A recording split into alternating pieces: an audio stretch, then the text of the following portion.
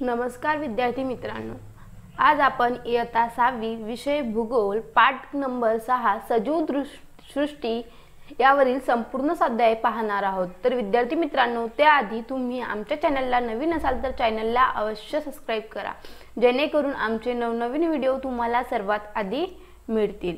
तर विद्यार्थी मित्रांनो, चला आपल्या व्हिडिओला सुरुवात करूया। पाठ नंबर 6 सजीव सृष्टी यावरील संपूर्ण स्वाध्याय आज आपण पाहणार आहोत। त्यामध्ये आपल्याला पहिला प्रश्न दिलेला आहे, गटात न बसणारा घटक ओळखा।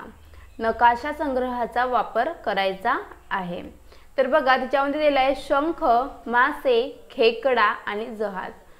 शंख, मासे आणि खेकडा हे आपल्याला एकसारखे वाटतात आणि जहाज हा आपल्याला वेगळा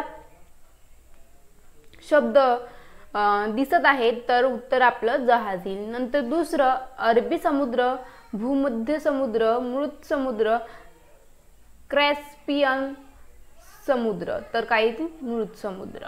नंतर बघा, श्रीलंका, भारत, नॉर्वे, पेरू। तर पेरू का हा एक फळ झाला आणि बाकीचे काय याची नावं झाले, तर बघा उत्तर आपलं पेरू येईल। नंतर बघा चौथं, दक्षिण महासागर, हिंदी महासागर, पॅसिफिक महासागर आणि बंगालचा उपसागर। तर बघा सगळे महासागर आहे आणि एकच आपला उपसागर आहे, म्हणून का उत्तर येईल आपला बंगालचा उपसागर। नंतर पाचवा आहे नैसर्गिक वायू, मीठ, सोने आणि मॅग्नीज। नैसर्गिक वायू, मीठ आणि मॅग्नीज हे एकसारखे वाटत आहे आणि सोने हा वेगळा शब्द आहे आपला, म्हणून तो गटात बसत नाही, म्हणून उत्तर आपलं येईल सोने। नंतर बघा प्रश्न ब, प्रश्नांची उत्तरे लिहा। त्याच्यातला पहिला आहे, महासागरातून मानव कोणकोणत्या गोष्टी मिळवतो। तर उत्तर आहे आपलं महासागरातून मानव मीठ, मासे, शंख, सिपले यासारखी उत्पादने मिळवतो। लोह, शिसे, cobalt, sodium, manganese, chromium, zinc इत्यादी खनिज, तेल व नैसर्गिक वायू महासागरातून मिळवतो। तिसरं, शंख, शिपले अशा शोभेच्या वस्तू। नंतर बघा चौथा, तिच्यामध्ये विविध प्रकारच्या औषधी वनस्पती। बघा नंतर आपलं दुसरा प्रश्न आहे, जलमार्गाने वाहतूक करणे किफायतशीर का ठरते। तर उत्तर बघा, जलमार्गाने माल वाहून नेण्याची क्षमता इतर मार्गाच्या क्षमतेच्या तुलनेने बरीच जास्त आहे।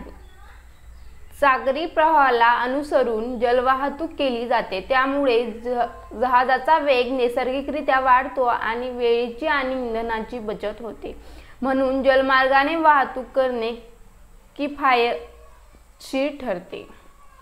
नंतर बघा तिसरा आहे प्रश्न आपला, समुद्र सानिध्य असलेला प्रदेश व खंडांतर्गत प्रदेश यांच्या हवामानात कोणता फरक असतो व का। उत्तर पहा आपलं, समुद्र सानिध्यात असलेल्या प्रदेशाच्या तापमानात फारसा फरक पडत नाही।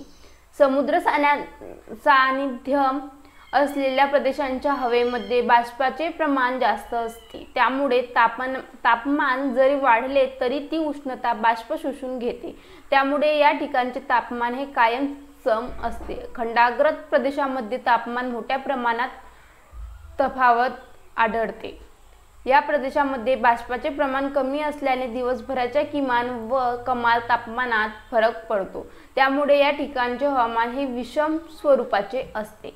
तिसरं, पॅसिफिक महासागराचा किनारा कोणकोणत्या खंडालगत आहे। उत्तर, पॅसिफिक महासागराचा किनारा हा उत्तर अमेरिका, दक्षिण अमेरिका, आशिया आणि ऑस्ट्रेलिया या खंडालगत आहे। अशा प्रकारे आपल्याला स्वाध्याय दिलेला होता, तो आज आपण बघितला। तर विद्यार्थी मित्रांनो, व्हिडिओ आवडला असेल तर व्हिडिओला नक्कीच लाईक करा आणि चॅनलला सबस्क्राइब करायची विसरू नका, जेणेकरून आमचे नवनवीन व्हिडिओ तुम्हाला सर्वात आधी मिळतील। भेटूया पुढच्या व्हिडिओमध्ये, तोपर्यंत बाय बाय।